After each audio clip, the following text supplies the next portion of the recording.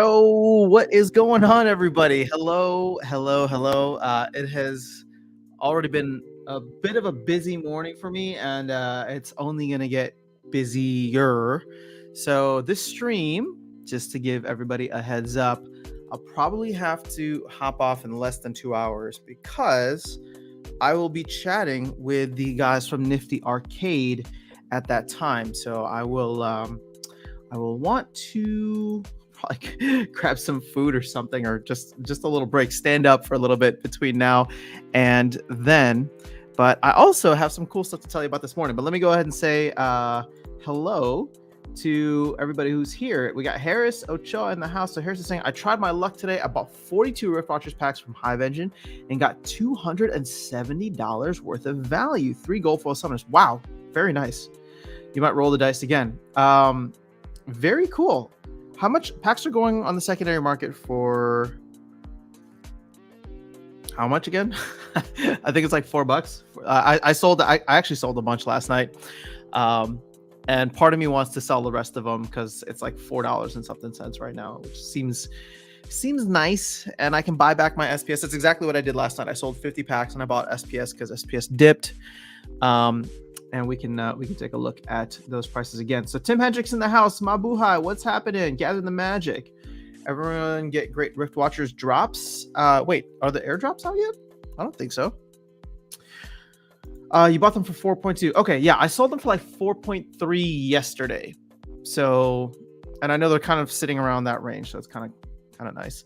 Diego, what's going on? Hello. Okay, so I have some fun stuff to share with you. I mean, just one thing that I want to share with you, because I had a internal meeting with the team earlier today, and for the meeting, they tested out ghost card tournaments, and I gotta tell you guys, it was awesome. So, like, I mean, I know that I've been excited about them for a while, but damn, it's gonna be so good when it comes here. And part of me is like, I know we have this series going on right now with the After Dark Cup, and part of me just wants to wait until the ghost card tournaments come, because it was like, it's overwhelming. It was just a modern tournament, but they put it up there again because they're testing it out for Splinterfest, right? So they wanted people internally to just give it a try. And I gotta say, I didn't know what to do because there's so many options. There's so many like different combos, stuff that I've never played, and it was a gold level tournament, so I'm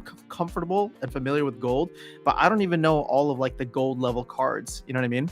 So it was great. I'm super excited for Splinterfest. I'm super excited for what Weirdbeard has planned for maybe later this year or early next year with what he wants to do with like an ongoing ghost card tournament series, because it's such an even playing field. And Matt was there playing in the tournament, and he didn't win, surprisingly. I thought he would take it, but it was fun. Actually, I can share it with you guys here. You can see how it went. So I lost to I beat Hardpoint in the first round, and then I lost to Homestead in the second round. So let's go to private and completed. So this is the one. So now if you see modern open, right, this is what it's going to be. So open means that it's like it's a ghost card tournament. And we were testing out streamer mode too. So you can see I have streamer mode enabled. So you don't know who wins any of the matches and all that. And you can, Homestead was the one who won it ultimately in the end. But let me go ahead and take off streamer mode for a minute here. And then can we just refresh maybe?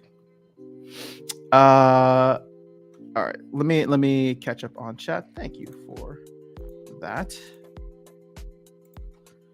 Magical Dolphin. Okay, hold up. Let me just catch up on chat. So, oh my God, what? I bought them for. Oh, you bought Rift Watchers packs for 3.5. Nice. I don't know what they're gonna stay at, but I mean, selling them at 4.2 feels kind of nice. So that's what I've been doing. Can they put that in QA? I think it's gonna come eventually. But I don't know. I don't know when, Harris. I don't know. You'll have to ask Weirdbeard on the next town hall. But his vision for where this stuff goes, I am fully behind. And in the couple of like private conversations that I've had with him, like it's just, I mean, he gets esports, and I'm just excited for what he's got planned. Andrew Johnson's in the house. Good morning. Luthien, hello. Liked your comparison video between CL and Rift Watchers. Very helpful. Yeah, the problem is that for most people, including myself, right? Like I already have so much invested in CL summoners that it doesn't make sense to like backtrack now. But if you're in like bronze and gold and maybe thinking about like getting in, bronze and silver and maybe thinking about like leveling up, some of those Rift Watcher summoners aren't bad from a price standpoint, and the prices keep falling. And if they continue to go down, they get even cheaper than some of their Chaos Legion counterparts. And for the ones that I said, I think it's specifically Water and Death. Those two are like the monsters in those splinters are super powerful. And I think it's not that Thaddeus Brood or Kelia is bad. It's just the monsters are what make those summoners so good, right? They make the summoners look good. Whereas I feel like you could play those same monsters with maybe someone like Aquatis or Dallin, who oddly enough are at the bottom of the barrel, right? So hopefully it was, I'm glad it was helpful. Hopefully it was helpful to other folks as well. Gold level. Yeah, I know. They were just testing out gold level. After I need some financial advice. What do I do with my extra Rift Watchers? Rent them, level them up, level them and rent them, sell them. I don't know. Aren't you playing the Luthien? I thought you were like a rent lord or like a card lord wizard. Aren't you like looking at all the options to be able to like, where's the best ROI? I was gonna get some advice from you when we were at Splinterfest and be like, what do I need to do? Because it's part of me is like, if I'm gonna put $3,000 into something, I don't even want to put it into my own deck. Like I want to get a good return out of it because I don't think I'm a good enough player to get a good return on $3,000. I'd rather put it into LPs, but also the idea of like renting them out and leveling them up. Now here's the thing, and we can take a look at this shortly, or actually we can take a look at it right now. Well, hopefully streamer mode gets back up in the mix. What we are seeing for Rift Watchers is there are not a lot of high level cards available for rent. I mean, okay, now you're getting a couple max level, but see, look, the if you can get either the dragon or neutral legendaries, I mean, those things are beasts. Look, there's no summoners, no maxed out summoners, and I don't even know. Let's go to level 5 here. So let's look at Thispa, for example. So you can get 1,000 DEC. Well, see, I don't know if people are actually renting it at this level, but yeah, I don't know. I mean, I think leveling up is probably the way to go because you can see, like, there's just too many on the market right now. What are these? Yeah, it's like essentially 0.1 DEC. So. Quick question regarding Rising Star. What is the point of band auditions? I'm almost 75. Band auditions just get you to the next spot. And really, I've kind of hit a stall point with Rising Star. So I did the band member auditions.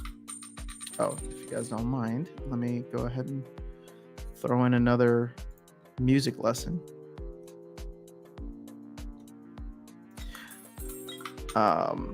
So all it does is unlock this area, and now I'm at a point where I'm just spamming the 5-minute missions, and now I have an extra 5-minute mission to spam, right? I can spam 1, 2, 3. There's a 10-minute mission in hometown as well. So yeah, I mean, I'm just farming starbits at this point, and I'm doing the millionaire mission, and I'm buying cards every day to make sure that I stay ahead on the millionaire mission, but it's just really access to that third spot. You got a gold foil red epic summoner. Nice. Very cool. Luthien, are your extra cards bum or chum? What's going on, Ghostly BG? Clevin, mostly chum. Countdown to Splinterfest. Oh, I'm so excited. New Age Investor inventory. Are you heading there too? It's gonna be fun. It's gonna be really exciting.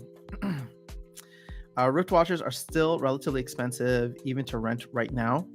Not at the bronze level, but yes, at the higher levels, I think there's an arbitrage opportunity. Now, how long that lasts, especially given this is why looking at APRs as a snapshot sucks, right? Because it's like, let's check out Thispa, for example. Let's say you can rent a level 5 summoner, which is essentially gold level, right? Level 5 summoner for 1,000 DEC times 0.0007, right? So that's 70 cents per day, of which let's say you were to max one out, and let's say you can get one for like, well, we'll be generous. We'll just say $5.95. Well, no, we'll do $6. So 6 times 32, so 192. So 70 cents divided by 192 is going to get you 0.003 per day times 365. That's 133% ROI just by leveling up to level 5 and renting out. Damn, look at this. There's not even a multiple BCX here. So there's, yeah, I mean, there's an arbitrage opportunity, but I don't know. Is this card actually going for 1,000 DEC? So, you know, that's 133%. Now, granted, keep in mind that number is going to come down as more packs are open and more people are, more packs are open and more people start getting the cards and leveling them up. But right now there's, you know, we've only opened 10% ish, but I think 12% of packs total. Let's see, we were at 12% this, yeah, so 365. Yeah, so we're like slightly over 12% here. So there's still a lot of packs to be opened, but these packs are freaking expensive. Now, let me see here. The amount that have been bought is what? Okay, so we've opened roughly half the packs that have been bought. And I know I'm sitting on like 250 right now, I think. And I don't know what I'm gonna do, but I don't think I have any intention of holding them or opening them, holding them long term or opening them. Excuse me, sorry guys. So let's see here.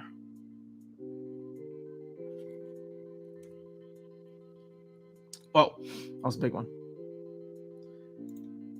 All right, can all send me the extras. All right, Anna's looking for some extra Rift Watcher cards. Question about Brawls. It started a few hours ago. I saw one opponent fled. I don't understand why. Any benefits of fleeing instead of losing? I mean, Harris, I mean, you're just that scary. So you're that intimidating. I mean, own it. Real talk though, I have no idea. I mean, maybe they just, is it like a gold foil or something? Maybe they don't have the cards. Yeah, I'm not the best at being a card lord. That's Gene Pool's area of expertise. No, I mean, I'm not. I felt like I learned so much from you recently when you were talking about like leveling up cards, especially the rewards cards. But this is why I don't invest in cards and why I've stayed away from it, because it seems like the rental market absolutely tanked with all the changes. Now there's no more bots, or fewer bots, higher level bots. So I think the strategy will always be to level up the cards and rent them out. They'll always have a higher value in that way. What's good, Butters? Summoners are still looking to find their niche meta. Yeah, I just like the fact that you can get max level summoners. You can get niche, or you can get max level summoners for cheaper than Chaos Agent. And like I said in that video last night, I think that a lot of these splinters are defined by their monsters, so rather than the summoners themselves. I think all the Rift Watchers cards will drop in price, especially feel like CL is less likely to drop. I don't disagree. I think we're starting to see that now. I wish, man, I'm sitting on so many summoners that I wish I had sold. Like, I'm sitting on, I don't know, 13 Scargors or something silly like that, and I'm not even doing anything with them. But I wish that I had sold them because they were like at $5 yesterday. I mean, Fernheart was up too. So you know what? F it. See, look, I could have sold these bad boys for $55 a pop yesterday. I mean, I don't know if I would have actually sold them, but that's where they were. So I think I just got to sell mine. Because again, I'm not going to use them, and I feel like their value is going to fall before their value rises, because there's still 99 left of them. Let's see if I can sell one for 40. No, I feel like let's use some marketing tactics. $44.99. See if we can get someone to bite for 44. It's $44.99. That's all you need. And I don't know what that translates to in DEC, but you know. In price, sold my gold foil dragon summoner to buy gold foil chaos summoners. Nice move. Absolutely. We'll be up in the VIP area. Very nice. Oh man, I don't know if I wonder if I'll have access to the VIP area. I'm not a VIP, but I mean, I didn't get a VIP ticket, but I'm part of the team, so maybe that'd be kind of fun. I think they have some cool stuff planned for you. And then there's like the dinner on Saturday night, which I think is gonna be great. So I don't know if Aggie's still gonna make you waffles, but you know, it's pretty good anyway. Maybe the person left the guild. Ooh, that's actually a good point, Anna. Coworkers $23. Maybe I should be selling. I have not pulled a single one. Actually, you know what? Should we open up some packs today on stream? I guess we can. What's going on, Chris West? I need to get some potions. And I'm not sure. I just saw he fled for some reason. Okay, so Harris, they still get brawl rewards. Also depends on the battle. That sucks. That's a bad guildmate. Don't forget, it's EOS. Prices aren't realistic.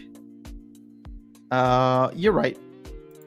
But Rift Watchers, I feel like the prices aren't necessarily being determined by end of season. I'm sure that's a factor, so I don't want to discount that. But I just don't think there's not many in the market right now. So demand is far exceeding supply. Alpha, beta brawls can be hard for lower dollar players. Gesundheit. Oh, thank you. Yeah, sorry guys, I didn't mean to sneeze right in your ears. I should have faced the other way. What's going on now? Done okay. APR doesn't cover drastic drops in the base price. Maybe that's why people aren't trying that. Expectations the price will drop. Yeah, I mean, look, you gotta follow. Like, you gotta. I don't know. I mean, everybody was selling. Everybody was selling first day because they saw what happened with Chaos Legion, and it's like, yeah, I don't know. It's gonna be interesting. That's the thing. I'm just in regular bronze Chaos Legion.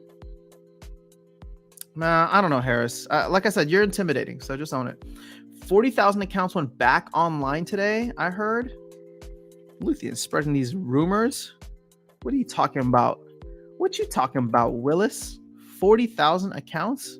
Let's see. Do you know the bot farmer that put up the accounts? Ooh, damn, look at that. We are over 200,000 players. So, all right.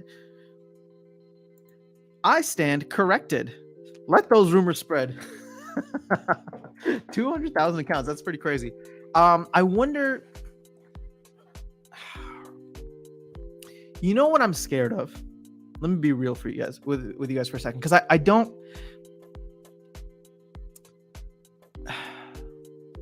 I don't want this to sound like hopium, because it's not, right? And I'm not trying to shill hopium. So hopefully you guys can understand that if you've been with me for a while. But my genuine fear, especially after seeing the focus of like Nifty Arcade, who I'm going to chat with in a couple of hours here, and then I think Capital DAO was the other one. My fear is exactly what happened a year ago, or like, you know, last summer, 2021, when YGG came out and bought up all the rest of Untamed. And that sparked this crazy, like, oh my God, packs are selling out. They bought the last region. They bought a region. They bought whatever, like, and then DICE went. So my fear is that something like that happens again. And I know that's a good thing, right? But my deck is not where I want it to be.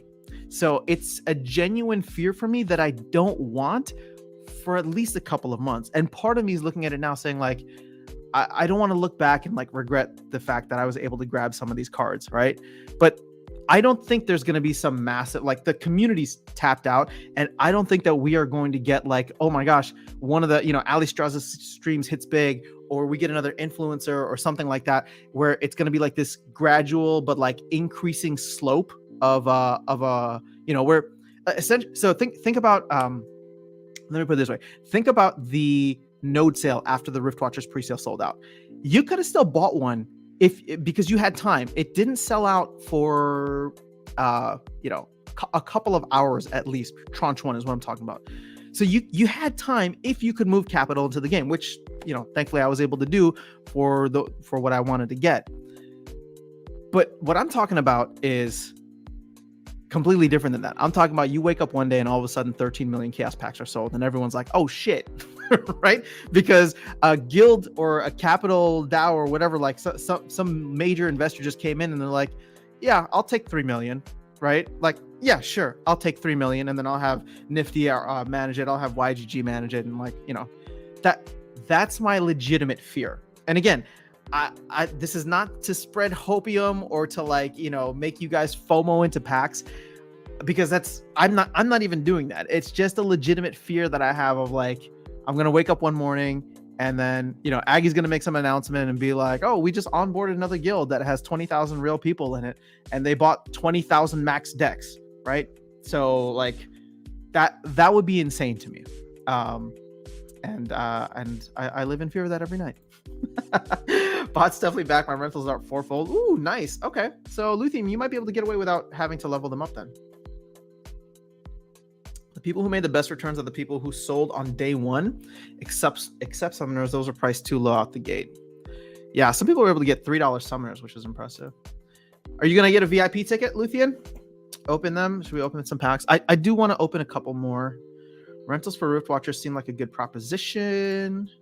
Yes, open packs, you got this. Guys, my streamer luck sucks. You know, I'm not Luthien who gets like 4 gold foils a day. That was an incredible pull, I gotta say.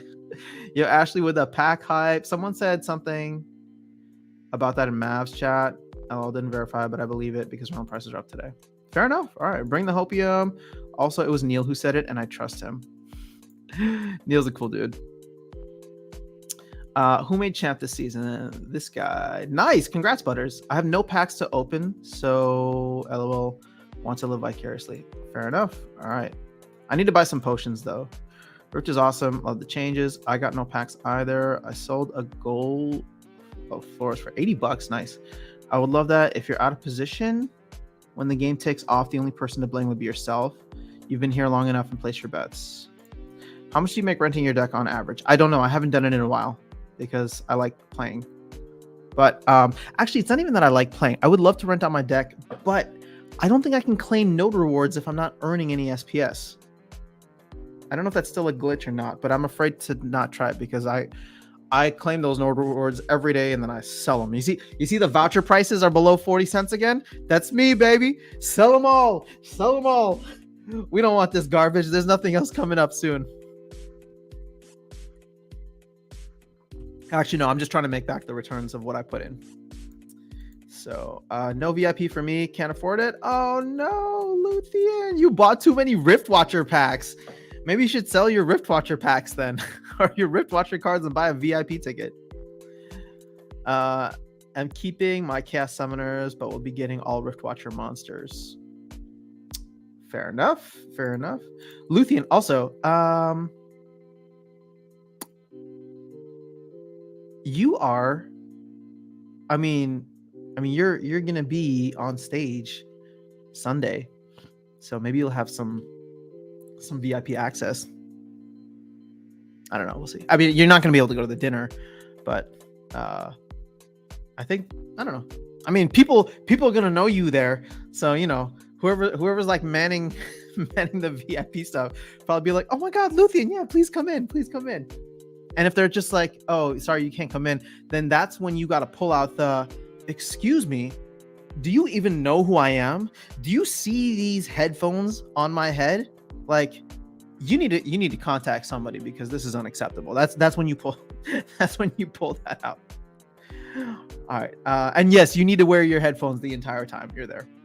I'm keeping my Chaos Summoners, but okay, so any postings on Shore Drop yet? No, I mean, probably not until next week. I really hope they do it before Splinterfest, because they just need to figure out all the refund stuff.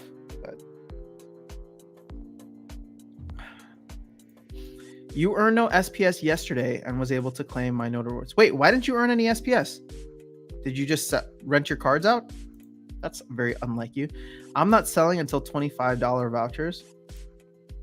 All right. State of survival. All I have to say is I admire your patience. Luthien married a rich golf Gold foil man. She secretly owns Fort Knox. Is that what Baron does? He told me he's in like tech or something, but if he's manning, if he owns Fort Knox, he's got the real gold, not even gold foil. He's got real gold. I bet Luthien can. Yeah, right. I mean, she's Luthien, right? Come on, Luthien the Destroyer. She even has her own title, right? Like nobody else in the game has an unofficial title, but she's Luthien the Destroyer. Oh my god, I could never. I really want to see it though. I really want to see it. I'm really wanting the neutral talent monster. Yeah, I want one too. It seems to be pretty good. Luthien becomes Karen. Let me speak to your manager, Karen the Destroyer. Oh man, that'll be funny. No, but I think you should do it. Luthien, I think all you got to do is wear the pink headphones or the bunny ear or cat ear headphones and just walk around like you own the place. And the minute like somebody stops you, then just, I mean, you don't have to go all, Karen the Destroyer on them, but you can just be like, do it in like, do it in your like your natural Luthien charisma, right? Where it's just like, oh, like, I'm sorry, like I didn't know that I couldn't get in here. I'm Luthien, by the way, if you didn't notice the headphones, like, so I think I should be able to get in, but maybe you can go talk to someone. All right, just how's my Luthien impression so far? she's so soft spoken, but she's gonna have that like what's the word I'm looking for? That swag, that like, she'll be able to sway with people. She'll be like, oh, like, yeah, I know it's not Karen the Destroyer, but it's more like, oh, I'm sorry, maybe we haven't met before, but I'm Luthien, the Destroyer. People will be like, oh my god, can I get a photo with you? And you'd be like, yeah, let's just, let's take one quickly before I enter the VIP area. And then they don't even question it, right? They don't even question it. Let's see here. Put emphasis on the Destroyer part, right? That's what I'm talking about. Can you imagine Axel wearing his matching headphones too? I feel like I need like some kind of cool headphones. Should I like hop on Amazon and see if I can find some headphones to brand myself with? But yo, Luthien, you should totally, whoever makes those headphones should be sponsoring you. Because I think if I ever wear like branded headphones on here, they're gonna have to give me a little kickback because I'm gonna be talking about them all the time. Let's see. I got Behringer headphones right now, which are for music production, so it's completely different than gaming. But I love these headphones, so the other headphones would have to be really, really good for me to switch to them. Yeah, just pretend you're acting. Say, do you see this? I'm playing Aggie's deck. Oh yeah. Just be like, I have access to Aggie's deck, so that automatically makes me a VIP. I'm still on the fence for GLS, but buying packs and not seeing what's inside for months. When do the new players start coming? Will teams be advertising to their fan base? I have to imagine so. Here's the thing, State of Survival. It's you got to take a long-term outlook on GLS. I mean, you got to take a long-term outlook on everything, but GLS, the soccer portion isn't going to be happening until the start of next season, right? But I have to imagine that they're going to be doing some major outreach. And, as they said in the specific town hall for GLS, they're working on doing promotions with some of the actual MLS players. Okay. So I feel like that's going to go much further than anything we could do here with like a Waka promotion or whatever other kind of influencer we could get. Because all the people that follow these soccer players, football for around the world, MLS players, let's put it, they're already dedicated, right? Like they go out of their way to follow their players on Twitter and on Instagram and all that. And so if they have any kind of like crypto curiosity, let's put it, if they have any kind of crypto curiosity, the moment somebody says, like one of these players comes out and says, oh yeah, like, I'm partnered up, you can go grab my card, right? It's a collectible card in this game and you can earn money in the game, whatever. Yeah, you're gonna get a lot of people who are like have a kind of like an adverse reaction, but a lot of other people will be like, Oh yeah, I mean, like he's my favorite player. I've paid hundreds of dollars for tickets to go watch him play, and I own like 3 of his jerseys. So, oh wait, I can go buy like his like alpha card or whatever, or his rookie card on this game where I can also earn money, and it's kind of like a cool thing. Let me go check it out. And again, you need like 0.01% of people to do that, and those are real people coming into the game. And the fact that they have stuff across multiple sports, hopefully in the future, is going to be fun. I love Axler's pig ears. Holy cow, I wasn't able to log into the game, and Yavamat saw my post on Discord and is checking to see if I can log in.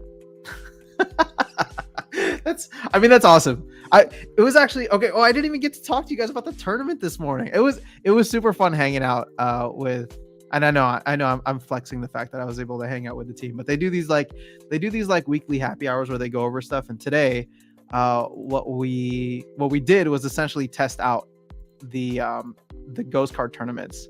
So Matt was on there, and it was super fun watching him play and watching him like not struggle, but obviously he didn't win. He made it to the semifinals, so you can see here all the people who had played. So I was able to. Oh wait, why is streamer mode still on? Oh, because I'm an idiot. Oh, save. That's what I got to do.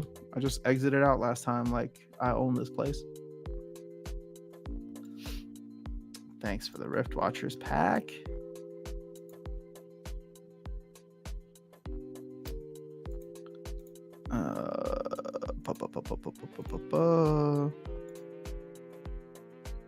Here we go. Okay, so you can see some of the battles here. See who's.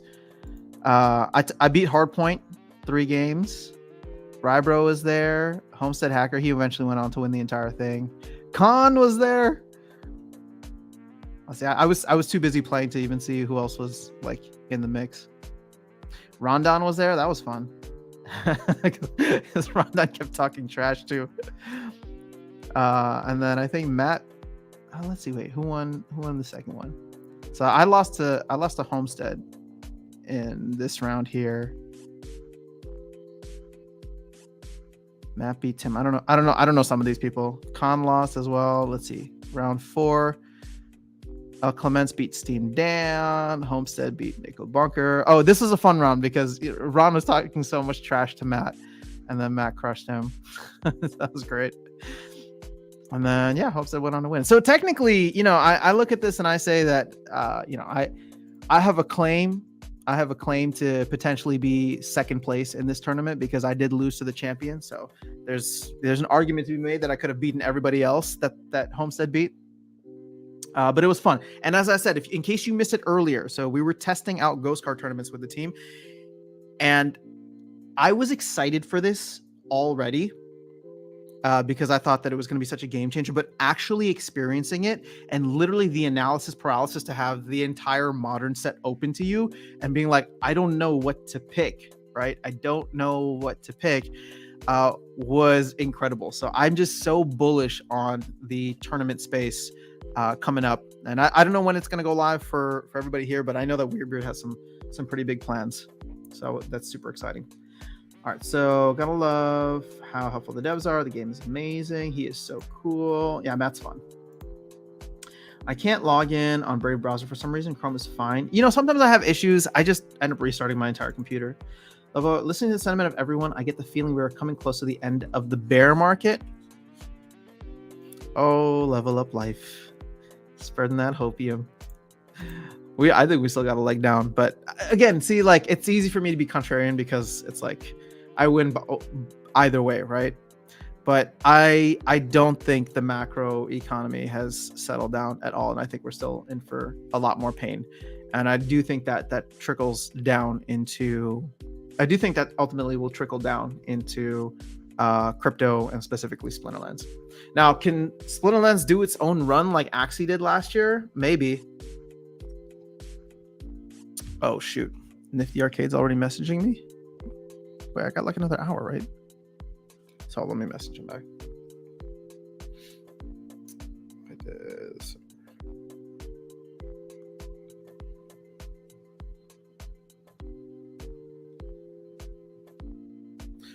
All right. Do you guys have any specific questions you want me to ask the Nifty Arcade folks? let me know. Because I wanted to talk to them about what this new platform is. I really want to know what kind of conversations they are having in back rooms with potentially very deep pocketed folks, because that's, again, as I said, like that's where my fear is of like things taking off. The worse the sentiment gets, the better I feel about everything. It feels like we're setting up for capitulation. Yeah, see, okay, but we still need to capitulate. We still need to capitulate. If Kaka decides to play a few years in the MLS before he retires, I think we have a winner for GLS. That'd be. I mean, it's where everybody comes to retire, right? Make the big money for like easy games. What's going on, Jeremy Crow? Good to see you here. I want to be on the Splinterlands team. I might try. What do you want to do, Luthien? Actually, I mean, I don't know. I don't work in HR, so I don't know if they're hiring or not. What would you want to do for the Splinterlands team if you could work for them? Okay. Also, I have to say, like it's the vibe there is just awesome, and I know, like, you know, in a past life, I did a bunch of like corporate, you know, gigs before doing music, and it was like the vibe is just so different.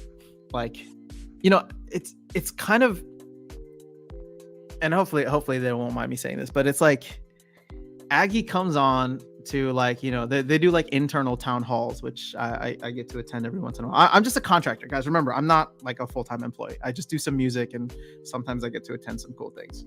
But like Aggie comes on to these things, and like this is like the CEO of the company talking about like the game and the company and the market and all that, and like he's very like, it's almost the message that he sends. And I know people are going to look at them and be like, oh, it's like cheesy, or oh, it's like whatever.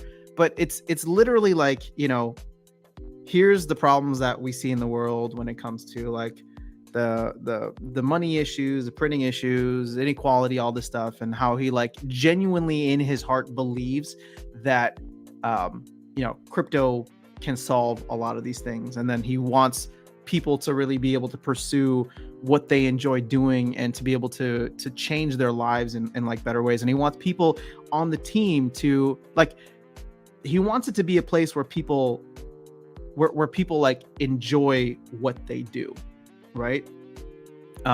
He doesn't want it to feel like some other job or some corporate thing. And again, I'm not in a full-time employee, so I can't make a comment on that, but I do know that they do a hell of a lot of work.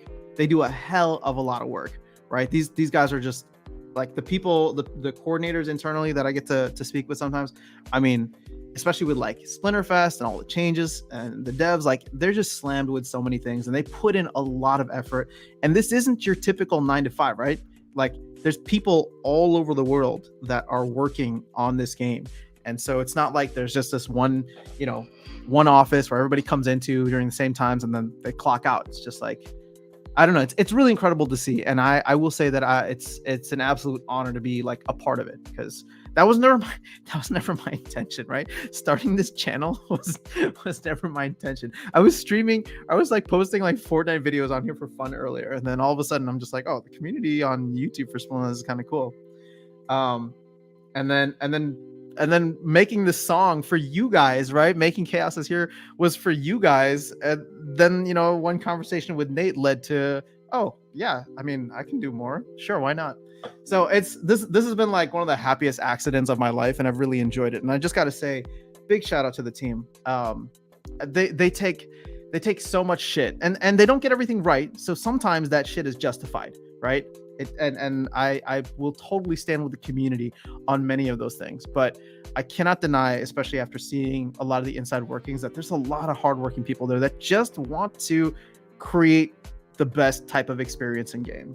So it's been a blast. So hopefully, Luthien, you'll get an opportunity at some point if you have something that you want to do. I might try GLS. I think buying stadium might be fun. Yeah, I want a stadium too. But let's not talk about that too much. I bet Ron was talking trash. No, I mean, Rondon's hilarious. Brybro wasn't in like the Google meeting, or he wasn't talking if he was there. So we'll probably go live during Splinterfest. Let's do it. You can ask them to join your stream and then you can interview live. No, I don't like to do that. I mean, I don't know. I don't like to do that. Mainly because I respect them and I respect you guys. And the problem is I want to have a conversation with them where I can give them my full attention. And if I'm live streaming, I want to be able to give you guys my full attention, right? So even when I'm live streaming with like Darkest Night for something, like I try to make sure that I'm hopping into the comments and literally trying to at least acknowledge all of them, if not responding directly. So the thing is, like, it's about respect. I want to respect them. I want to respect you guys, which is why I don't do the live streams, because for me, the live streams are fun because I get to talk to you guys, right? If I'm going to talk to someone else, I really want to be like one-to-one with them with no other distractions. I agree. We need to capitulate. Yeah, I know there's too much hopium happening right now. Level Up Life. There's too much hopium happening. I feel like you're even chilling some of it right now. I want more capitulation. I want to see SPS drop, and then I'll sell the rest of my Rift Watcher packs and buy more. As in Marks, what's going on? No idea what I want to do. Oh, it just sounds like a dream job. While sending out my video on locked loot chests, maybe it can happen. That would be fun. Yeah, you need to shill their job board. I assume they're hiring. I don't know. I don't know, guys. So don't ask me. I don't work in HR. I literally just check in with them like a couple times a week. They send me the lore and then I write a song to it, and then that's about it. I'm a developer, but I can tell they work so hard, so I wouldn't want to work there. Wait, Ashley, what kind of development do you do? Ashley, you should make your own game. You should make a game adjacent to Splinterlands. If I write lyrics for Rift Watchers, will you write a song around it? Potentially State of Survival. See, okay. Well, I mean, go ahead, do it. All I'll say is I'm working on something. So hopefully, I don't know what it's going to be used for, but I'm excited to share it with you guys. I just need to, it's funny. I tweeted this out last night because it's like, I was like, you know that feeling when you write and produce a song and it's awesome, and then you sing on it and you're like, oh, I'm not a good enough vocalist to sing on this track. That's what I'm struggling with right now. So it's like, do I want to be the one that sings on this track, or should I get a real vocalist to sing on it? FTA, wow, really? Maybe you can help Aftersound turn his concepts into reality? Oh, yes. He's looking for a developer for his bag of ideas. I mean, I was just joking about that, but I would totally want to work with someone. I want to build, like, it's interesting because, like, I feel like the creative side of me is always working, right? Obviously on the artistic thing, but like seeing games and economies be designed, like I feel like the creative part of me is starting to bleed over into that. And I'm not smart enough. I'm not a good enough person who can execute. I don't have technical skills, but it's like, oh, like I want to throw as many ideas out into the world as possible, because the thing is, like, and here's the thing, ideas are worthless, right? But sometimes the right idea can meet the right person who has the drive, the skill set, and the technical experience to be able to make it into reality, right? And so, like, for me, I will never have those things to be able to bring like my ideas into the world. So I'd rather just throw them out there as much as possible so that hopefully they can find a home and somebody can create this for all of us and get super rich off of it, right? Like take the ideas, run with it, create something amazing, and it'll be good for you and good for the rest of the community.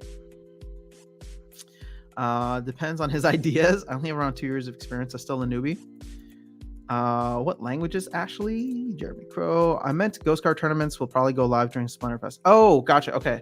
By the time you got to my comment, you had lost that thread. Fair enough. Sorry, that happens often. React is the main language I use. I also work with... All right, see, all this stuff is flying over my head. I don't know anything about development, guys, but all I know is that it's hard. I took one computer science class when I was in college / university, whatever you guys call it around the world. And I had to cheat so much just to get a C-. So that's all I'll say. It was so hard. And thankfully I had nice friends who helped me to not fail the class. And that's when I realized that I was never going to be an engineer or a computer developer. All right. Ooh, I want to check my Splinter share if you guys don't mind, because looks like my stuff was auto. Man, only 3 SPS and this garbage. Damn, these diamond chests, they started out good. So see, this is how they get you, right? When I made the switch from gold, like I was getting like 20 cents in gold, 7 cents in gold, and then I move over to diamond. This was still gold. But then I move over to diamond, and it's like, oh snap! All right, I got like $3.68. Oh snap! All right, I got like $1.58. And then after that, it's just trash. Wait, I feel like I'm missing days here. There were days where I feel like I got a pack. 28, 27, 26. Oh, maybe. I don't know. I don't know anymore. But I'm about to make it into Diamond 2.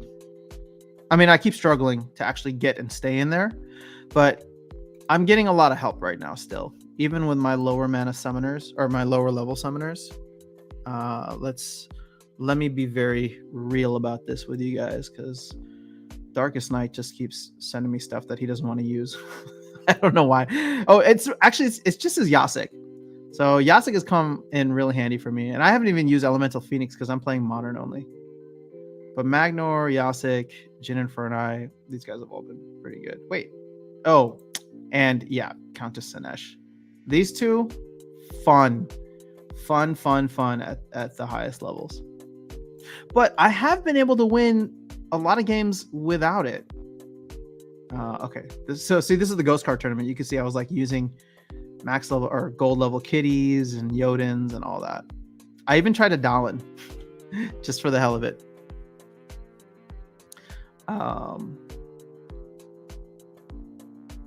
this is the tournament too. So where's Modern ranked? So Quicks has still been good for me. Yeah, I guess it's really been a lot of reliance on Quicks and Yasik. But look, I even won with a gold level Wraith against a full Mother Teresa. Sorry, Mother Kala. Oh, Freudian slip. She gives health though, so it makes sense. Gold level Wraith versus this is a gold level Obsidian. Gold and see, look, one with a gold level Brood versus a diamond level Quixodevious. Okay, where did I leave off? Whoa, you guys are fast with your comments. React is what Splinterlands is going to use or using already. How do you know that, Anna? How do you know? What did you study in college? Are you asking me or are you asking Ashley? I'm assuming you're asking Ashley. It's okay. I never took computer science classes. Are you doing one of those boot camps? I thought about doing like one of the boot camps. I mean, they're super expensive. Here's the thing. I want to take the boot camps just to learn, or I should probably start playing one of those like games where you like learn how to code just by playing a game, which is like designed for kids, but I hear, anybody can do it. Because I just want to understand it, because it's like, I'll never be the one building it, but if I ever want to create something within like the gaming space or development space or whatever, like just learning and understanding how this stuff works will help me work with someone else to build it rather than just relying on them completely.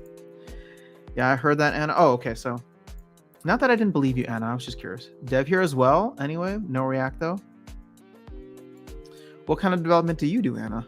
Dude, we have so many developers here. What are you guys doing? Start building your own games and getting rich like Splinterlands. I mean, take a look at what Woo. So Ashley and Anna, take a look at what Woo is doing, because they're literally using Splinterlands as a template, unapologetically, right? Like, and they're not copying them. There's different kind of mechanics that I think will be implemented in the gameplay and what they're doing, but they're using Splinterlands as their template unapologetically, and giving a lot of credit to Splinterlands for kind of paving the way for them. So I just want y'all to get rich and bring us cool games. That's it. All right. It is near EOS, so they're keeping the best for then. What's going on, Virus? When I sell Riftwatcher cards, I get DEC. It's really annoying to have to swap DEC for Hive to buy SPS. Is there an easier way? Yeah. Have you used tribal decks? Because you can swap directly. You can swap directly from SPS to DEC. That's kind of nice. Don't use Hive Engine for this, and you'll probably save some capital if you do.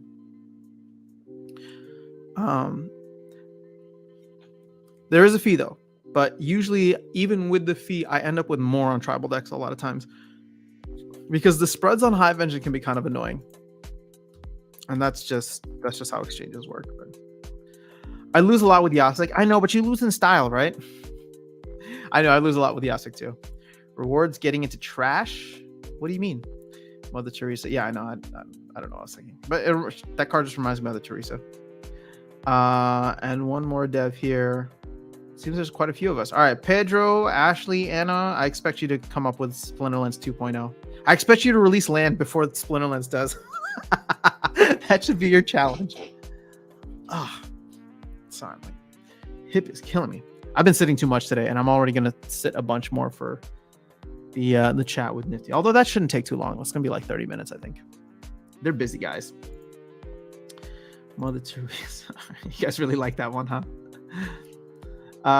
Yes, I did a free boot camp and now work at a large company. Hell yeah. Let's go, Ashley. I mean, yo, you making that dev money? Come on now. You're not going to buy packs with all of that dev money? Get out of here.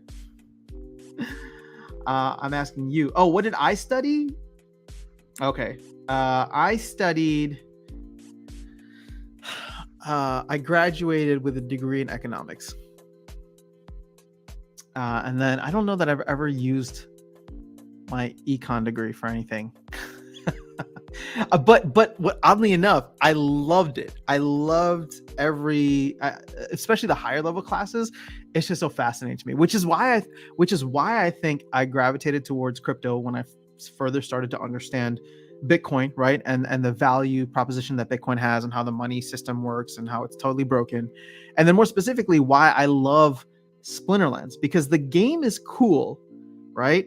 But the game economy is like I love it. The design of it is so fascinating to me, and it's almost like that's why so many of my videos are like about the tokenomics, because I really enjoy like digging into this. It's like, how can you make the design of the economy better? How can you design like kind of like a fully enclosed economy that obviously has outside influence, but if I ever if I ever design my own game, I think it'd be a lot of fun. And here's the thing, I'm sure Matt looks at it the same way, and it's just like, they'll get some things wrong from time to time, and look at the way the market's reacting. So it's like, I don't think it's easy. I just think it's fun to think about.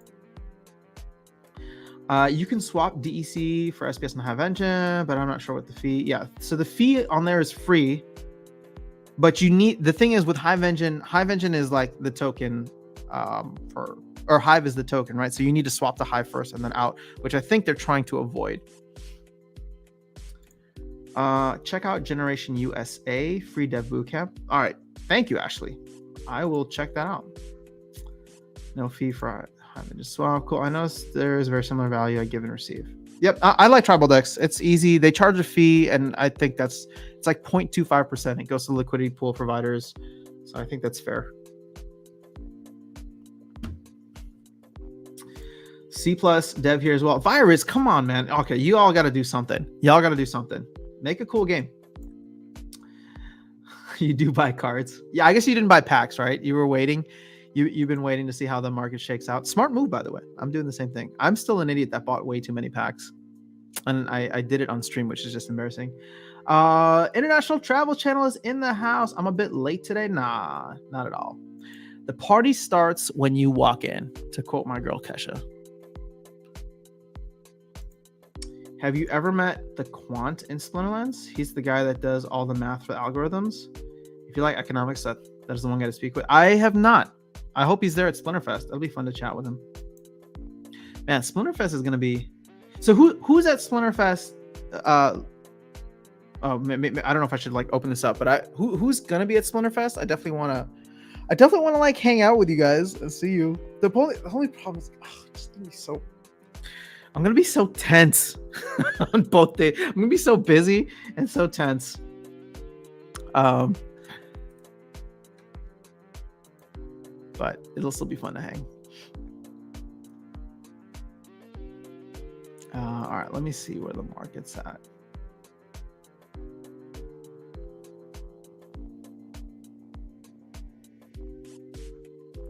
So we got, ooh, nice to see Fernhardt dropping. How low can you go? How low can you go? I mean, this is incredible because I would love to swoop in and scoop up some of these bad boys.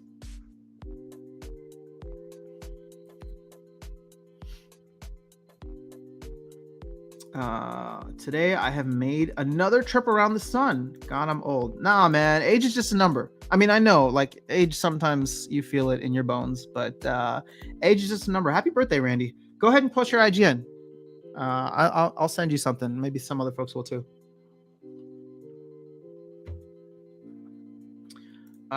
Make hangies. Are you saying angry? Wait, hold up. Did we just come up with a better idea? Better than angry scavos is hangry scavos. These guys should be eating everything on the map when you fire them out there. Wait, what do scavos eat? I don't know, but it's got to be something fun. It's gonna be, oh man, so this is gonna be a mix of like Pac-Man and Angry Birds, and we're gonna call it hangry scavos. And then you can just use all the scavo cards from the game, which should hopefully be kind of cheap. Dude, there's got to be a way. There's got to be a way to like make these cards and then like transfer them out to another game. I'm heading there this Tuesday, the 4th. Ooh, nice, Fires. Let's go. Butters will be there. When will you even have hang time? Seems like you'll be busy. I'll have time to hang maybe Friday evening. So here's my schedule, right? And I think it's already been posted on splinterfest.com.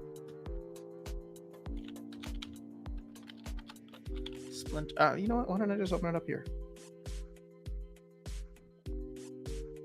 So for those going, we can see what the day is going to look like. Splinterfest.com. Is that what it is?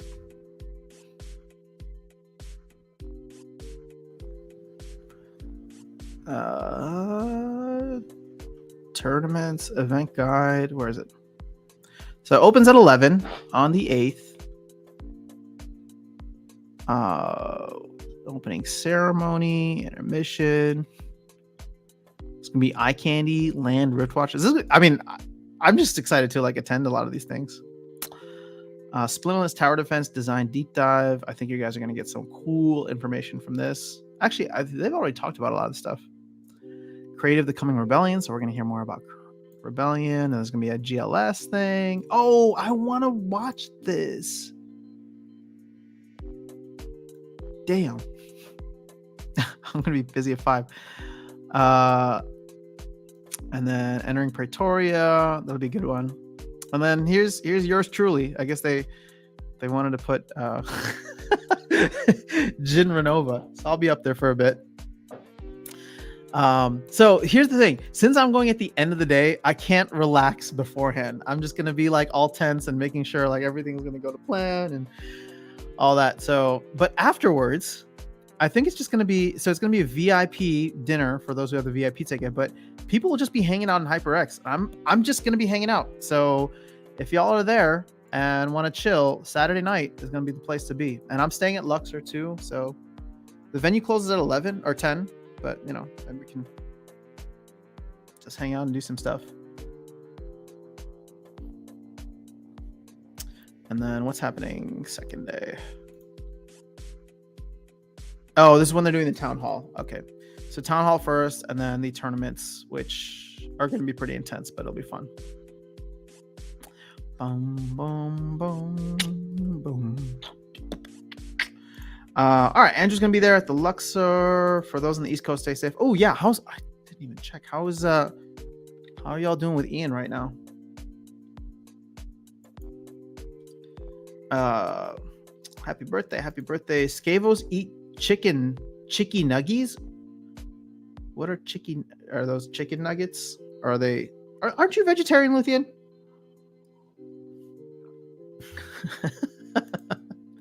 Scave was munching DEC. Oh my god, we did it. We did it. This is how we burn DEC. Okay, so see, this is what I'm telling you guys I get excited about. Okay, so like, what if you were able to design a game in which, when people play, the game economy works in such a way where it's just like, okay, you play the game and then you do something where you it's like Pac-Man, where you have to like eat as much DEC as possible, right?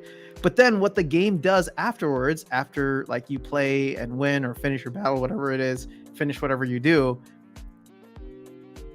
it's designed so that the economy, and again, I would need to focus this out of my head, but like the algorithm would have to go buy DEC off the market and then burn some of it, and then maybe you get paid out like a portion of it too. But it would burn like half of it. So this could be like a DEC burning mechanism, which will lead to an SPS burning mechanism. See how we can create stuff, guys? I feel like, I mean, the creative element is already there. I just got to talk to Nate about, getting these Scavos, pictures of these Scavos with like giant mouths and Pac-Man looking faces. Ilthane is not worth $5+ for me. She seems so meh. Here's the thing with Ilthane. And this is my official analysis on Ilthane. I guess I should have said this last night, but I didn't think about it until now. Ilthane is only overvalued, and I agree that she's overvalued, but she is overvalued solely due to the fact that General Sloan is not that great. All right, and I like General Sloan, but I'll admit General Sloan probably does deserve to be at the bottom of the barrel. So everybody who's been struggling with General Sloan and wants to play a solid life team, they are all aping into Ilthane right now and trying to max out their Ilthanes. So, yeah, I think as everybody gets their fill, and here's the problem: there's not going to be enough max, so we'll see how that goes. But as everybody gets their fill, that price should hopefully start to come down.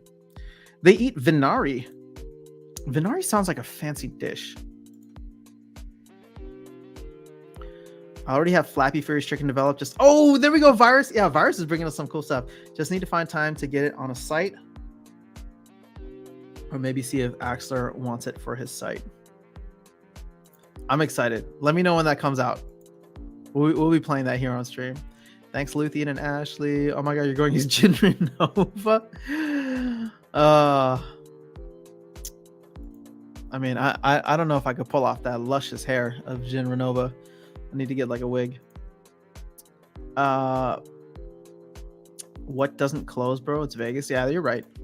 I want to see this Blendon's cosplay so bad. Yeah, it was a reference to Baby Yoda. Oh, maybe Furious Chicken Nuggets. Oh, yeah. Weren't we talking about, like, I need to start a cooking portion of the show where I just get where I'm literally just gonna get like some chicken and like chicken breast and then like douse it with hot sauce and then eat it. I'm gonna record myself eating it in front of you guys, super spicy, and that'll be my Furious Chicken. And then you guys can watch me eat it without water, and we'll see how I do. I'll sell those Ilthanes. How many do I have? I think I have a lot of Ilthanes actually.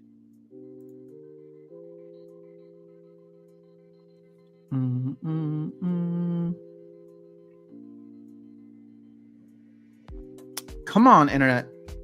I haven't got you plugged in today. Damn, something's messing up my hip. I need to go for a run. Just spending too much time sitting this morning.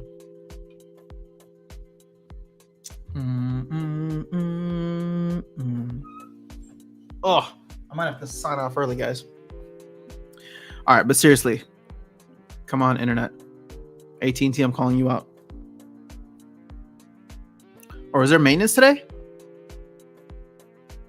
Maybe. Cool, I'm fighting in a brawl. Cool.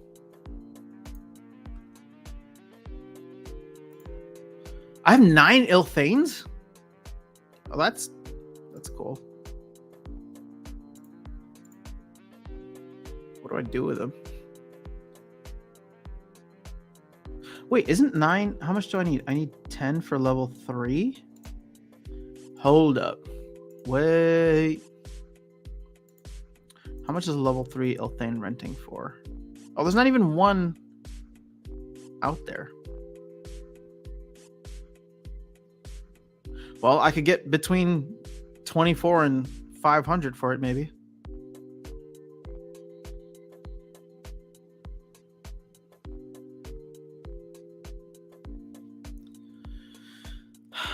All right, let's see here. Cooking portion, D-Crops.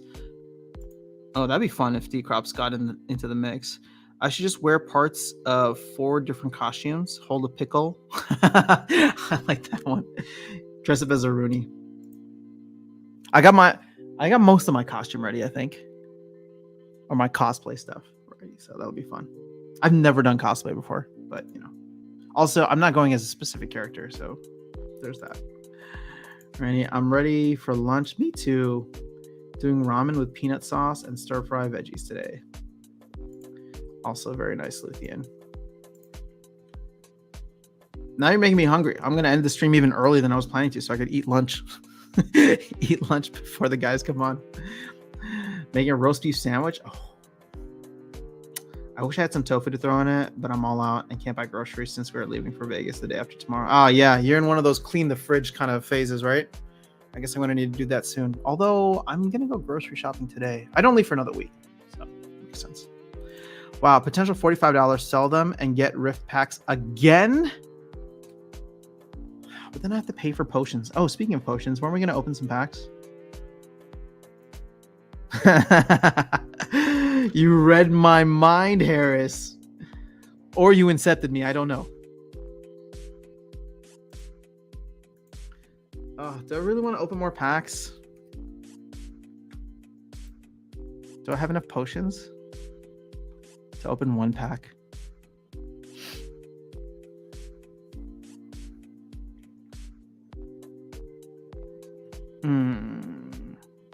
Okay, so here's where I'm at.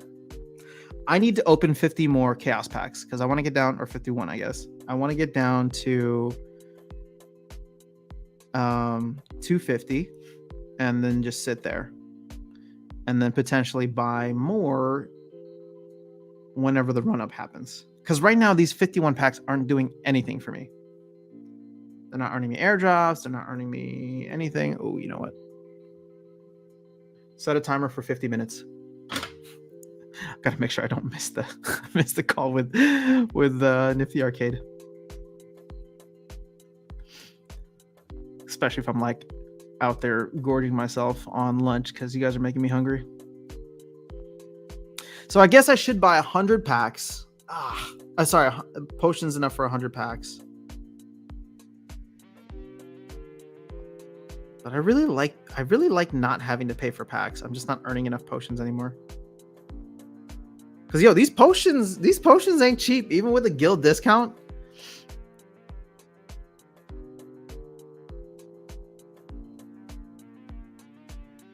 But you know what? I know people want to see Riftwatcher packs open, but I feel like I might sit on those. Sorry, not sit on them, but I might dump them on the secondary, especially if they're staying above $4.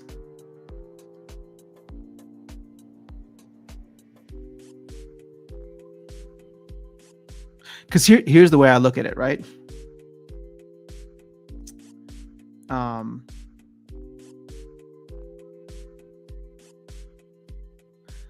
The way I see it is if it can stay around this value, right, above $4, and then the summoners potentially end up dropping to around the $4 range, then it's like each of those packs could be a guaranteed summoner for me, and then I don't have to bother with, you know, the RNG of it all, and I could I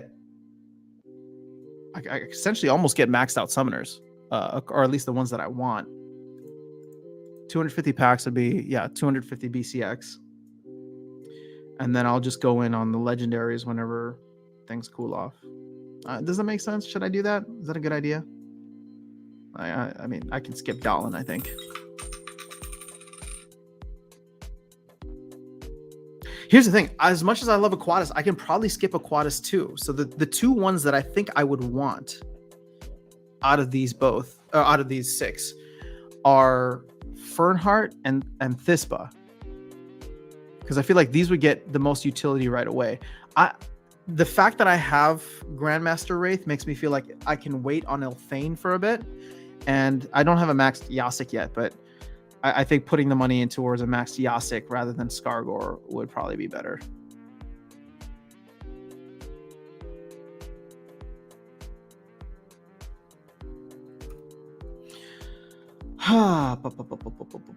Where I leave off. What's going on, Patrick? Good to see you here. And to think so many people took potions for granted a few months ago. I mean, nobody wanted them in lieu of other things. But now that I'm spoiled and I get the multiplier in gold and diamond, I like not having to pay for them anymore. You don't have potions in your other accounts? You know what? I don't know. Probably not. I don't have any other accounts like really doing much for me. Oh, the Aftersound YT account. We should do some giveaways, huh? Rather than pack openings, I think people would rather do that. Sold a gold runic skyclaw for $20. Also bought 3 gold obsidian for $7.50 a piece. Nice. Oh, now you're set, Eiffel Bridge. Yo, Splinter Magic. What's going on, Stever? So good to see you here. You skip down, you cry. I don't see it yet with Dallin. The steviest. Yes. Rune Master Blue Legendary is godly for me. She gave me a 10 win streak in Diamond. I don't know.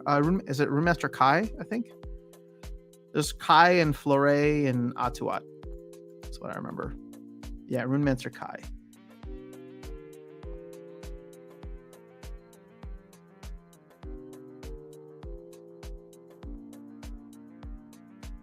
How are people liking Ra?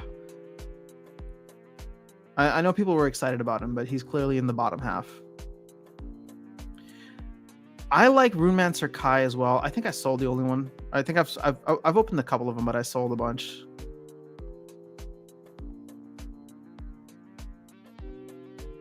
This is where I think it gets a lot of value with Fury, because Taunt is just outrageous right now. But see, here's the thing, right? Like Runemancer Kai, I would never play with Aquatis. I would play with Kelia because I want that speed, and I want to make sure that if I'm gonna hit a taunt monster, especially this menace to society right here, the coral lurker or whatever it is,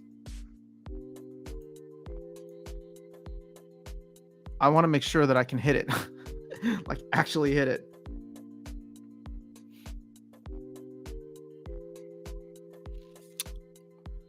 Yeah. Surprised Mortius is so low as well. Ooh, $7? Less than $7.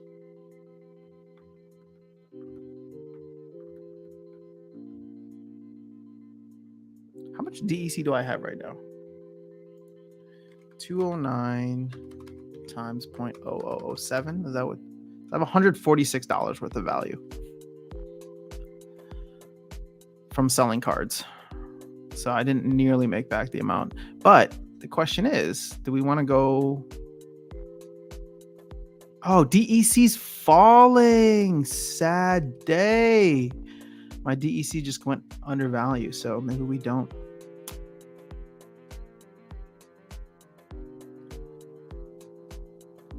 It's actually incredible to me that DEC keeps falling this much, but I don't know. There's just so much of it out there. And I thought that with the proposal passing, because it looks like this thing for tower defense is going to pass now. I would hope that this will actually fix the economy the way that they're saying. Okay, so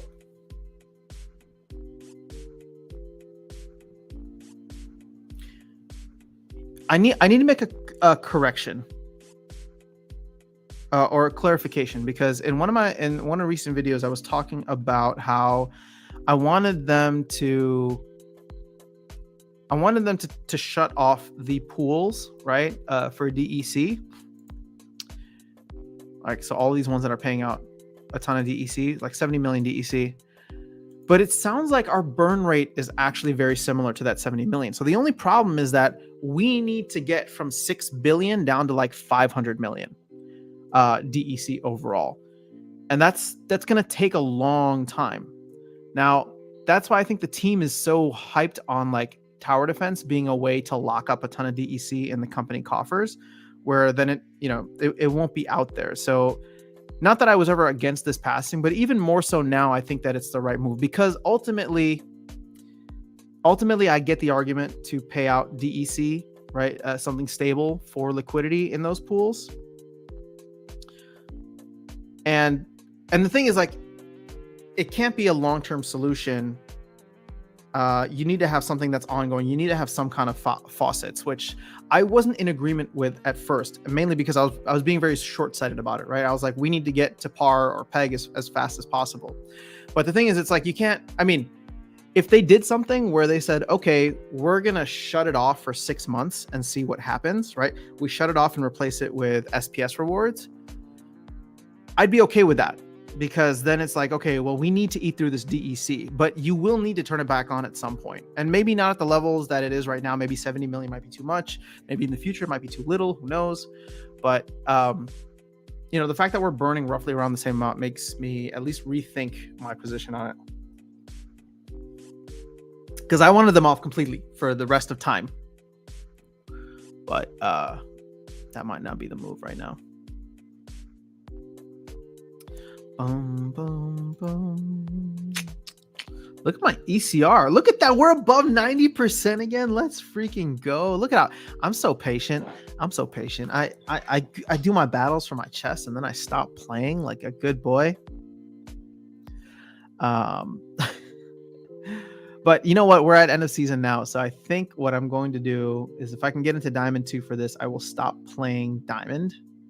Or I'll stop playing Modern, and then I'll move over to Wild and see how quickly I can run it up so that I at least start back in Gold next season.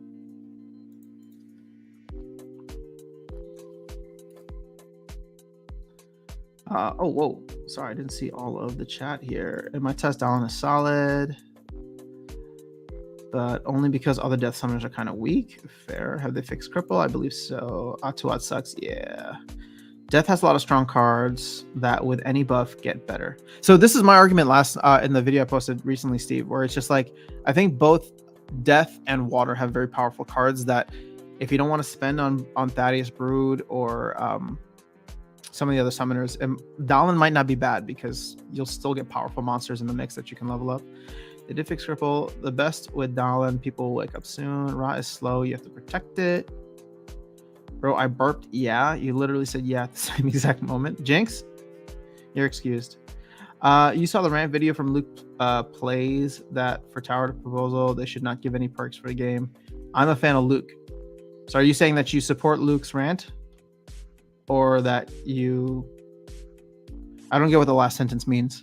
Does that mean that you support what he's saying, or that you're just a fan of his? Because I'm a fan of his, and I disagree. I'm glad he posted that video out, though. I think it's really important for people to see all different perspectives, and I am sure he's not the only one, right? I think he's very responsible with the community that he has, and he's just trying to voice a lot of the opinions that he's heard that have also influenced him. So I'm actually really happy that made the rounds yesterday. So kudos to Luke for getting that out there.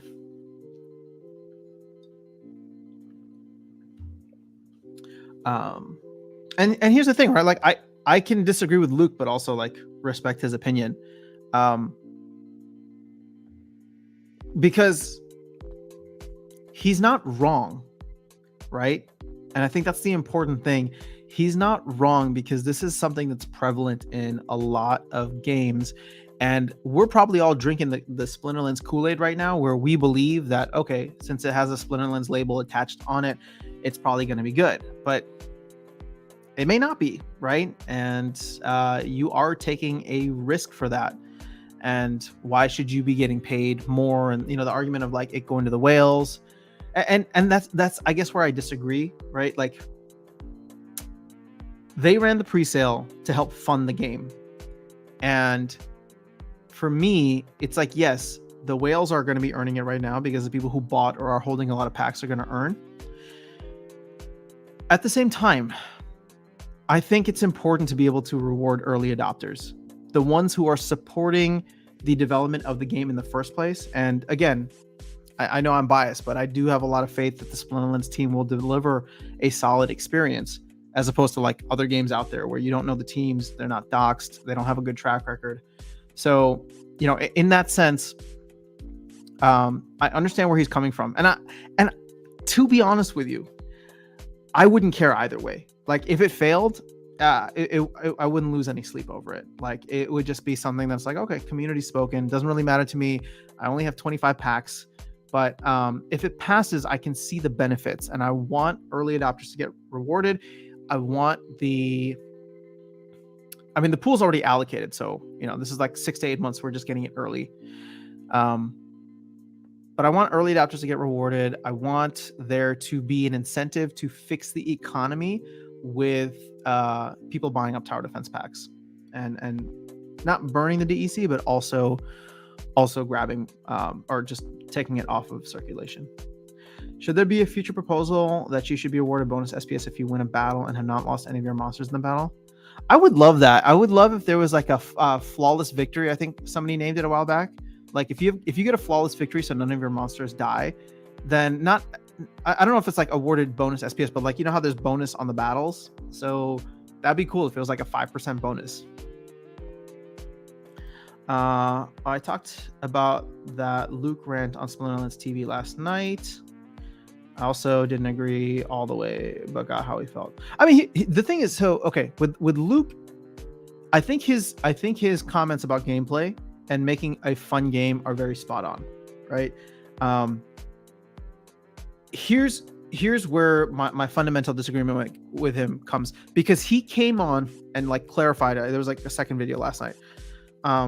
He came on and clarified. So he says that there's too much focus on the economy around the game rather than the game itself. And in a vacuum, he is 100% right, because the game is not fundamentally different from what it was last year. Even though this community has thrown out so many cool ideas on how to make the gameplay better, we can do more soulbound stuff. There should be more progression. There should be more achievements, things like that. The fact that we've gone like a year and we haven't gotten any of that is disappointing. And I will 100% back Luke on that. Where I disagree is when he ties that to the fact that they have instead focused on the game economy. And I disagree, because I think what many people are forgetting is the fact that the team made a huge mistake in the game economy by tying airdrops points 1-to-1 with DEC. Like that effed everything up for months, for pretty much an entire year, right? So the game economy was so bad that the team couldn't really do much in terms of like implementing some other areas, because SPS inflation was super high. DEC was 15x above its peg. So I can understand the team wanting to be very careful about trying to make sure that the game economy is solid before they do any kind of crazy changes to the game, or even like promotional outreach, right? Like people keep on hating on marketing, saying why aren't we bringing players in? But here's the thing: when a bunch of new players come in for whatever reason, it's a lot of money that comes in too. And if there's any small exploit in the system, it's just going to ravage the game economy. And I think we're at a place now where there's more people to put out the fires, and the team is in a better place to be able to fix those things, right? And one of the problems with the SPS airdrop is they couldn't do anything for a year. They literally had handcuffs because they're like, we put it in the white paper, we can't change it now, right? So we are screwed that we have to wait a full year for this DEC to be tied to the peg. But that was like that was a huge error, right, for the team, and they've admitted it, right, like that, you know, something like that they should have thought through, but I don't think they realized what that would have done, or, you know, when they were making it, that like they didn't realize what it could have done. And, you know, I'm not, this is not a comment or criticism on Matt or the team. Like, you know, they were just there working with like 8,000 players, right? And then you make one thing to reward the players, and all of a sudden you have hundreds of thousands of accounts coming online, which we know now were mainly bots that were set up to leech the rewards because things just got completely out of hand. And the team had handcuffs. They couldn't do anything until the airdrop was over. And now it's like careful consideration of how to adjust the reward structure, the game economy, the tokenomics behind DEC and SPS, and then they want to bring in all of the players and really expand the player base. So how does that tie back into the game elements, right, that Luke was talking about? It doesn't, right? We really, hopefully, for the players who are here now, should have gotten something that was like more progressions, more achievements, more sticky things, so that when people come in and play the game, it's not just about the money. They just play, right? They enjoy it. So we didn't get that. And I'll agree with Luke that the ball was dropped. But when he says that they should have done that instead of focusing on the game economy, that's where my disagreement comes in, because it's like, nah, you got to make sure the game economy doesn't break something in the future. Now, hopefully, you know, I can understand the team has been under a lot of pressure to get these game economy changes into the mix, and they just didn't have the bandwidth to like implement the cool stuff for the game. And I think that's a valid criticism, but you know, hopefully in the future we will get a lot of those things that Luke was talking about, because I think they're awesome. Like I would love, like, one of the ideas that I've thrown out here before is like they should do something where like once a month, once a quarter, however long it is, you should, like, everyone should get a promo card that you can only get, or that you can only level up by you know, by playing the game. And I don't know like what level that'll end up being, but it's like maybe they use R shares, right? So however many R shares you collect in a season, right, you can level it up. And so the thing is, if you want to get to like, if you want a max level version, then you really need to be playing in like Diamond and Champion, because you need all those R shares to get to the highest levels of maxing out that card, leveling up that card. But if you're only in Bronze, right, you play in Bronze for a couple seasons or whatever it is, and you can level up the card, and then you keep it forever. It is not an NFT. It is soul bound to your account. So, you know, I just think cool things like that could be implemented. It brings a sense of progression. It adds to the game. And, you know, Aggie, what did he say? He's like, it's proof of time, proof of money, proof of stake, whatever. Like, to me, that's a proof of time thing, right? Where like gladiators cards, I think, are another cool element of that, where you can't get gladiator cards by coming in with a ton of money. You can only get gladiator cards by actually playing the game and participating in the brawls. I'm a fan only. Okay, sorry. I went into that whole rant. My bad, guys. I love Luke. I think he's great. I really appreciate his perspective. So I don't want anybody to take whatever I just said.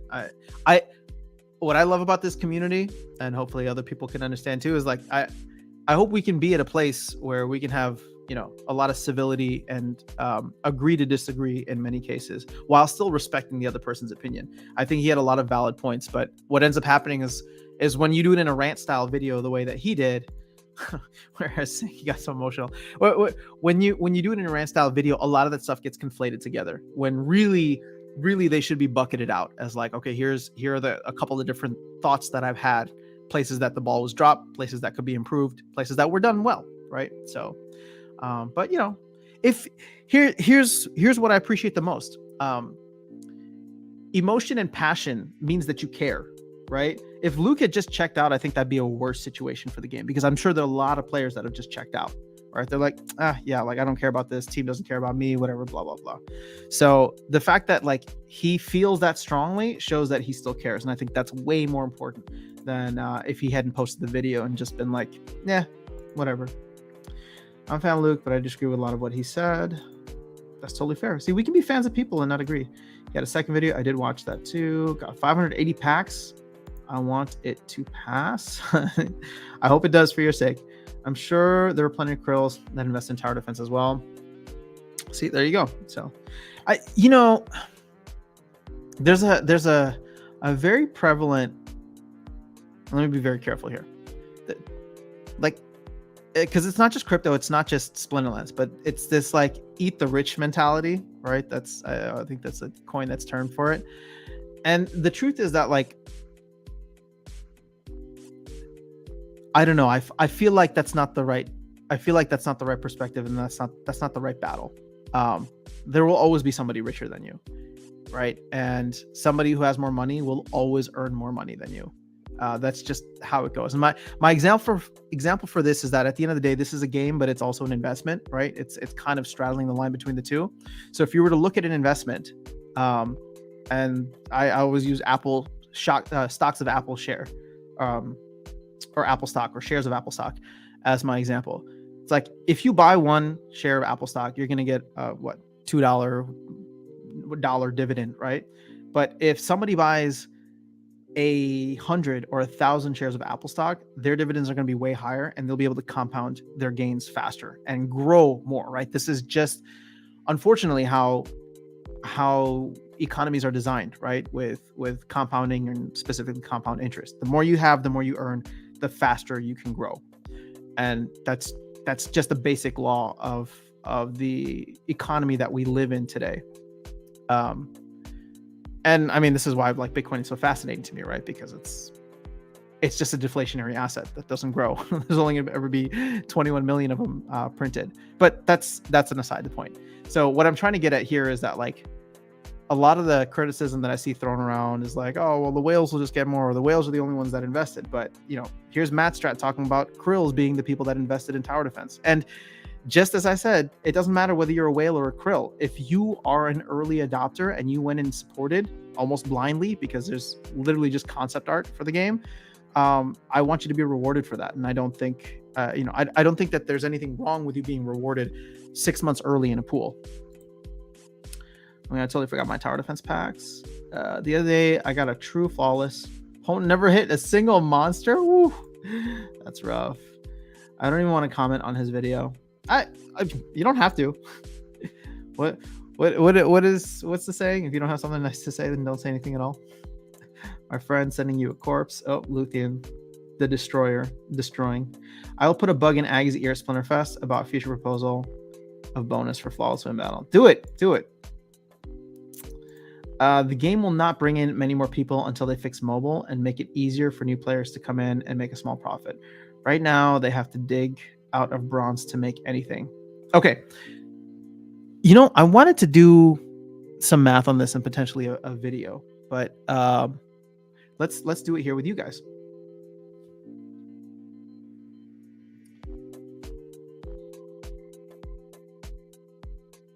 That's not what I want. I want this one. Splinter cards. Do we have chest values yet or no? Did they take those down?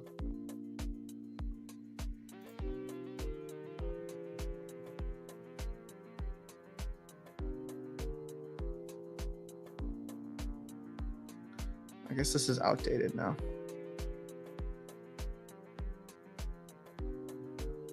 Okay, so I'm gonna do some math on a separate screen here, but let me know how you guys feel about these assumptions that I'm making.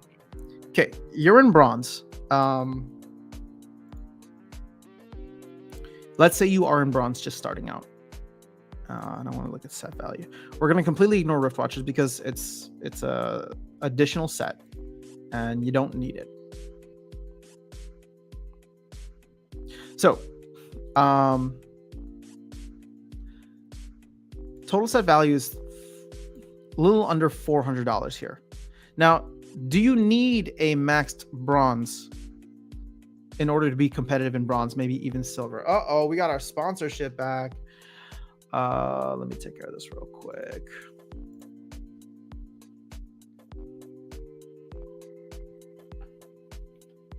So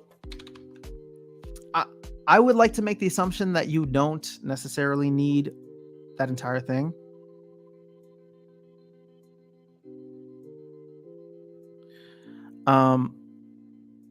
But here, more importantly, let's do this first. Okay, so how many chests do you guys win on average a day? Now, for me, I'm playing in low diamond and I win 5 per day, right? When I was playing in gold 2, gold 1, I was winning 10 gold chests per day.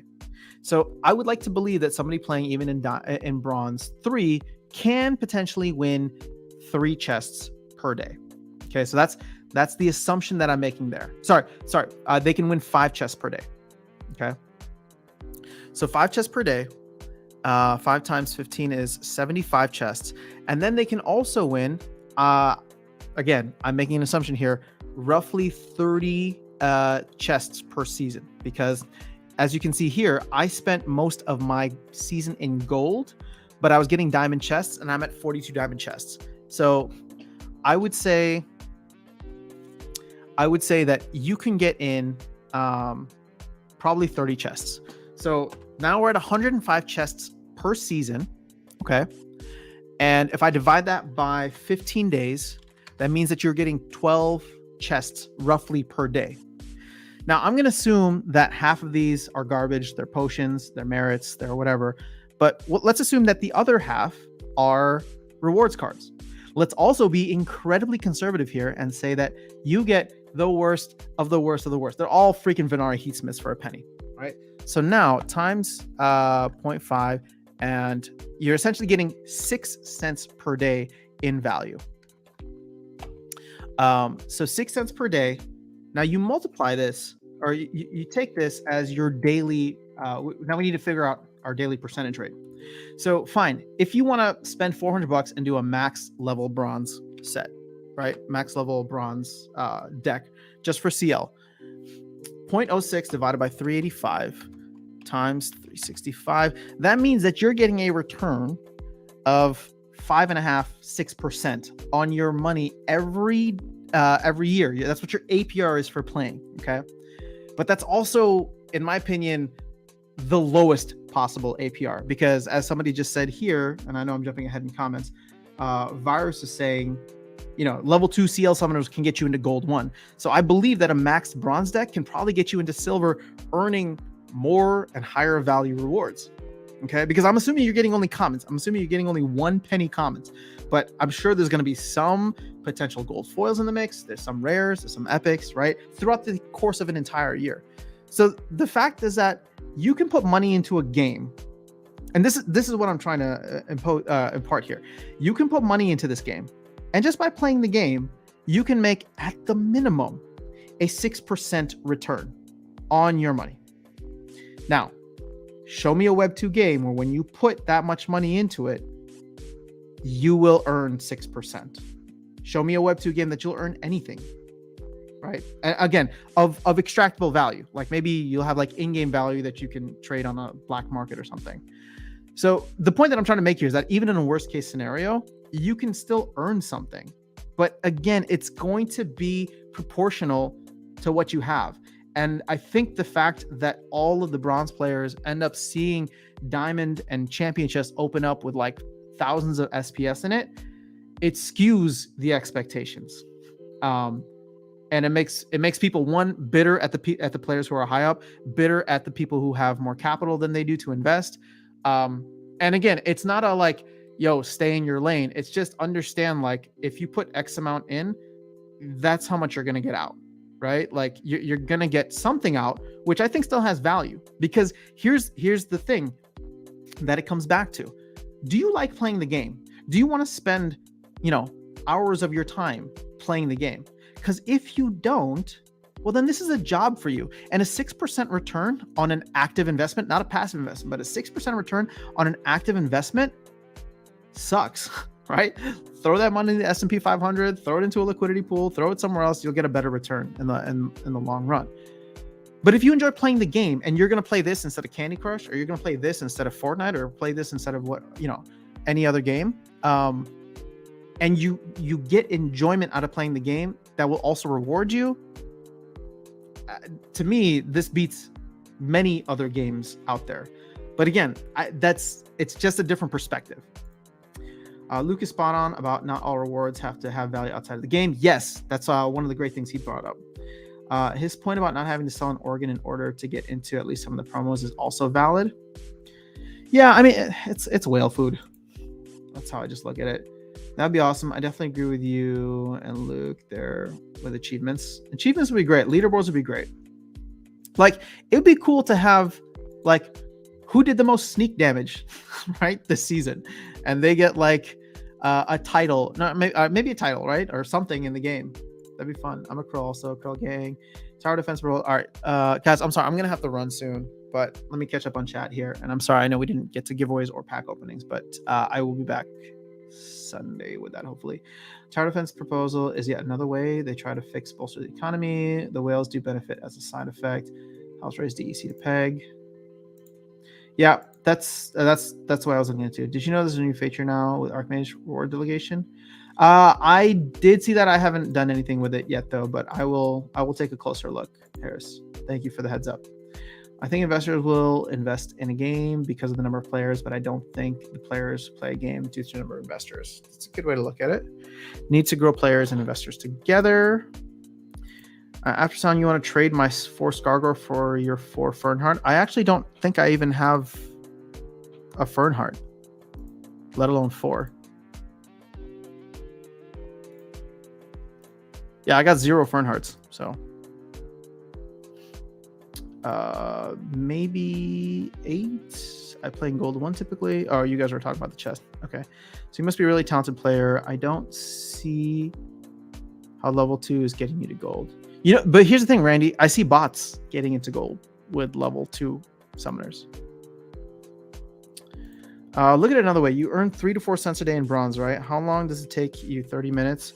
They also have to take time on the mechanics of the game. They won't win 50% soon. Sure. Yeah, I know. But again, it's the learning curve there. Here's the problem, right? Like, we are all looking at this as a way to like earn something financially, right? So, and that's a problem, because even you, JB, you're looking at this in terms of how much can you return for your time. You're not looking at it as, do you enjoy the game and are you just going to be rewarded for playing at it, right? And that's what I'm trying to get at, because here's my proposition, or my dilemma right now. Like, I do not want to spend another $3,000 in order to max out my Chaos Legion deck, because I'm gonna earn less that way, right? So I'm in the same way, just obviously a couple levels higher, but I'm in the same kind of boat as the bronze folks, or people in bronze, because I don't want to make the investment, or people who maybe can't make the investment for higher. But I'm also kind of happy playing at a lower level, because I still enjoy playing the game and earning whatever rewards I can right now. I would rather take that $3,000 and put it into an LP, or put it into a node, or put it into something else rather than the game, because when I think about the earnings at the higher level, it doesn't appeal to me, right? I don't think that my experience in the game is going to be so much better, and I don't think that I'm a good enough player to get into champ right now, even with a max CL deck. Show me any financial tool that earns 6% yearly and doesn't need to be locked up for 3 to 5 years. Yeah, I mean, JV, this is my point exactly. 4 cents for half an hour of work. This is exactly what I'm talking about. It shouldn't be work. If it's work, then then do not spend your money here. Do not even spend your time here if you don't like it. And I'm saying this with love. I'm not trying to like push people away from the game, but it's just like, if you look at it as work, this is not a good place to work, right? The scholarship model is broken right now because the market is down. But if you look at it as work, then you are in the wrong place, because trust me, I can spend half an hour doing something else and make way more money than 4 cents. But I can't play another game, especially a Web 2 game, and make 4 cents on it, right? And the only reason is that I'm playing the game because I like playing the game. I like being part of the economy. So I feel like that's the perspective shift that I'm trying to get across here. If you look at it as work, this is the worst place to spend your time. Go find a job somewhere else. Like, seriously, don't spend your time here, because it's not worth it.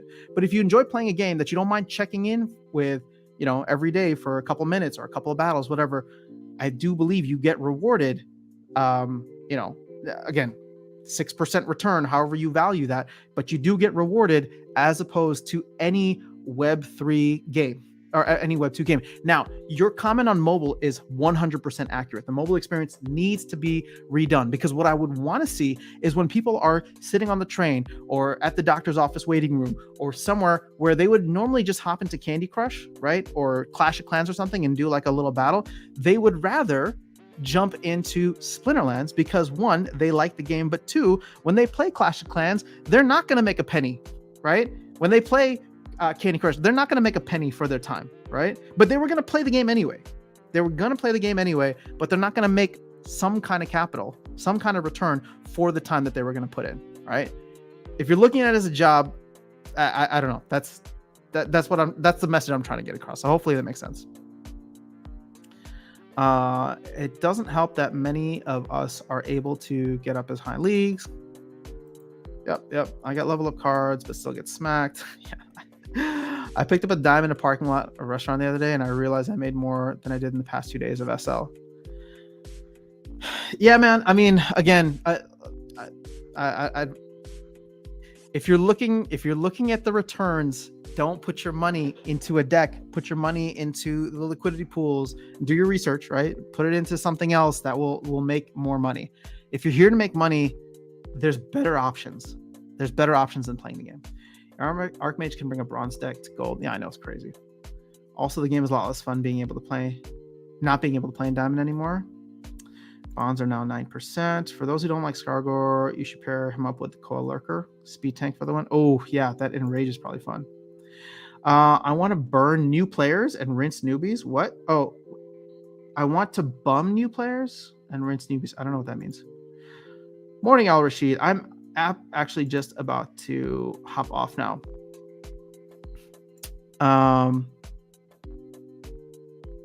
Yeah, okay. I got to run. Guys, so Sunday, just remind me, we'll make sure that we do some giveaways right at the beginning. But otherwise, I will catch up with you guys soon. Enjoy your weekend. I will see you guys back here Sunday morning. It's probably Sunday night for some of you folks. So I hope you have an amazing Friday and enjoy the weekend. But other than that, yeah, I'll catch up with y'all soon. See ya.